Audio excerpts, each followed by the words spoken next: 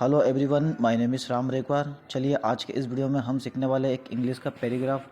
इसको हम पढ़ते हैं और समझते हैं इसकी जानकारी, इसकी स्टोरी में दिया हुआ है टाइटल व्हाट्स फॉर डिनर।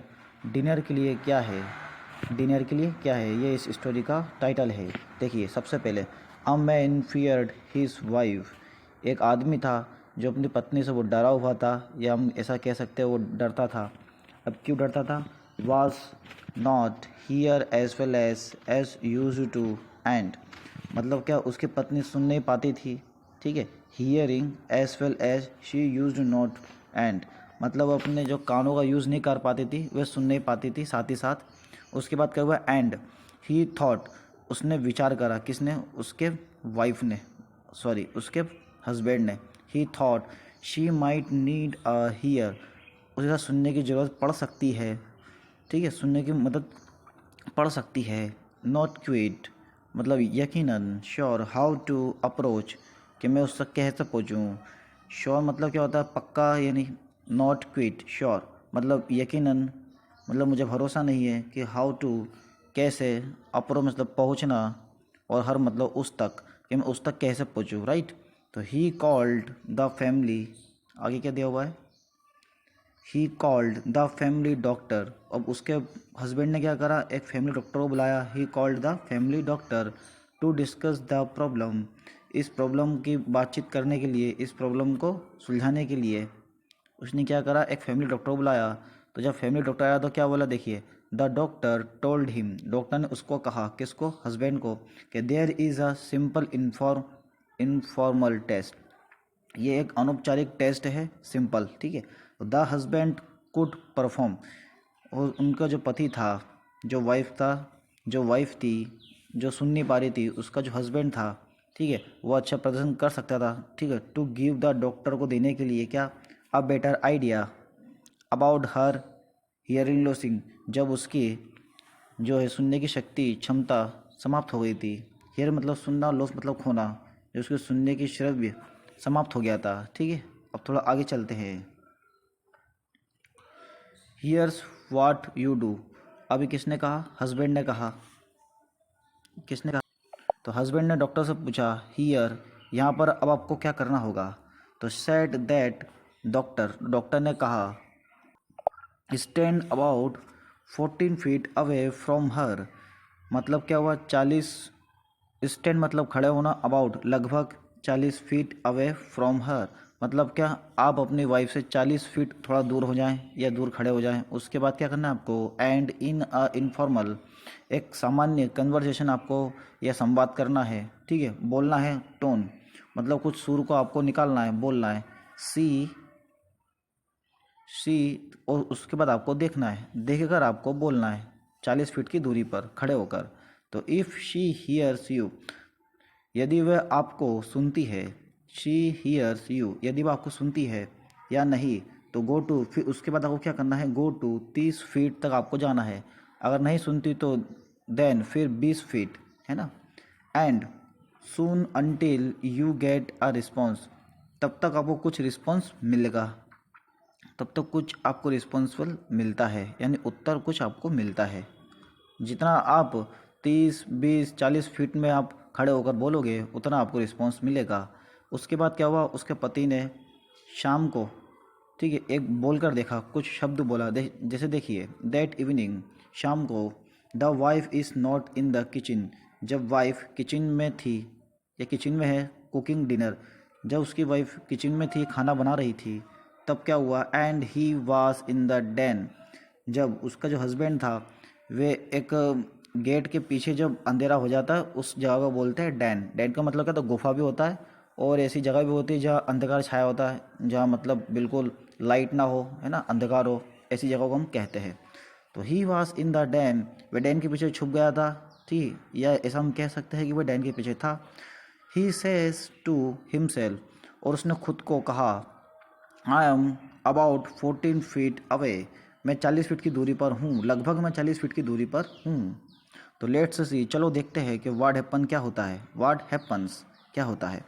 उसके बाद क्या हुआ? देन फिर इन अ नॉर्मल टोन, उसने क्या करा? एक नॉर्मल टोन को बोला, कहा, हनी ठीक है, क्या कहा, उसकी वाइफ का नाम क्या था, हनी। तो 40 फीट की दूरी पे गया, थे ना, गेट के पीछे उसकी पत्नी किचन में थी, खाना बना रही थी, तो उसने क्या करा, हनी, हल्का सा नाम लिया हनी। तो व्हाट्स फॉर डिनर, क्या कहा, Honey what's for dinner, dinner dinner के लिए क्या है।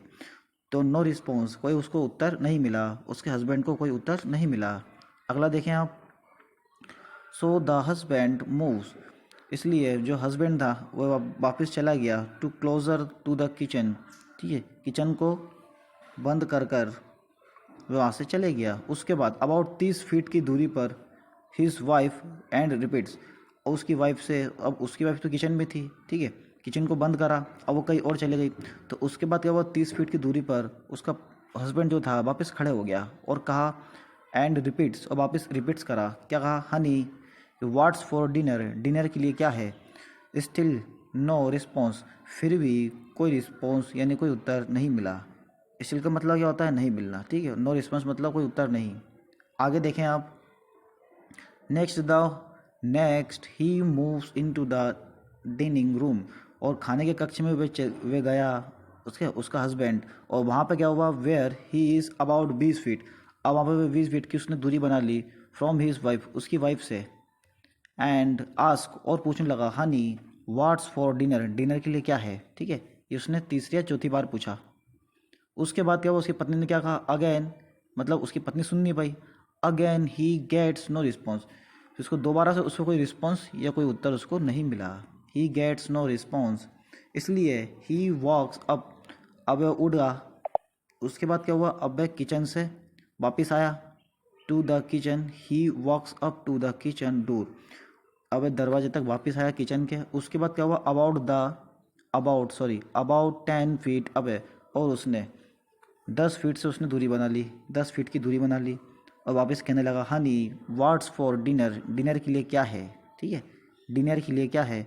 उसके बाद again there is no response, वापस उसको कोई उत्तर नहीं मिला। उसके बाद देखते हैं क्या हुआ आगे, सो ही वॉक्स राइट अप, और वह ऊपर की ओर चले जाता है, बिहाइंड हर, उसकी पत्नी के पीछे, ठीक है, अब वो ऊपर जाता है छत पे उसकी पत्नी के पीछे, उसकी पत्नी ऊपर भी जाती है ना, सीढ़ियों के द्वारा। उसके बाद वापस कहता है, Honey what's for dinner, dinner के लिए क्या है। तो उसकी पत्नी ने अब कहा, James for the 5th time I have said, कि चिकन। तो उसकी पत्नी ने क्या कहा, जेम्स मैं 5वीं बार कह चुकी हूँ आपको कि मैं किचन में थी, ठीक है, यहाँ पे चिकन लिखा गया तो ये किचन होना चाहिए। तो आई हैव सेड, मैं किचन में थी, ऐसा कहा। तो इस, अब क्या है, देखो, पहली बात हमको समझना है कि जो उसका हस्बैंड था उसको लगता था कि ये कान से सुन नहीं पा रही है ना, और सुन नहीं पाती है, शब्दों को समझ नहीं पाती है, बट ऐसा नहीं है। उसके जो हस्बैंड था उसको गलतफहमी हो रही थी, उसकी जो पत्नी थी उसको मतलब सब कुछ सुनाई दे रहा था, उसने आवाज़ भी लगाई, लेकिन उसके पति जो 20 30 40 फीट इतनी दूरी पर आगे कह रहा था तो उसको समझ में नहीं आया, ठीक है। जबकि ऐसा नहीं है, उसके पति को गलतफहमी हो रही थी और पत्नी ने उसको 4 से 5 बार उसको कहा कि अ, खाना तैयार है और मैं किचन में हूँ, ठीक है। तो क्या है, कभी इससे हमें सीख क्या मिलती है कि कभी कभार हम थोड़ा गलत समझ लेते हैं किसी को कि कोई ऐसा व्यक्ति है नहीं सुन पाता है, ठीक है, बट ऐसा नहीं है। उसके पास जाके हम उससे वार्तालाप करें, पास में जाओ, उससे बातचीत करें। अब हम 10 फीट 40 फीट की दूरी पर उससे कुछ कहेंगे, उसको आवाज़ नहीं जाएगी तो अपन को तो ऐसा लगेगा कि वह नहीं सुन पा रहा, बट ऐसा नहीं है, उसकी पत्नी सुनने वाली थी, अनसुनी नहीं थी। अब देखें इसका मोरल क्या है, मोरल का मतलब क्या होता है, सीख, नैतिक। The problem may not be, अब ये प्रॉब्लम हो सकती है विथ द अदर वन, मतलब हर एक पर्सन के साथ, हर एक व्यक्ति के साथ हो सकती है। जैसे कि हम हमेशा सोचते हैं कुड बी वेरी मच, कि वो ज़्यादा हो सकती है विद इन अस, हमारे साथ भी, हमारे अंदर भी, ठीक है।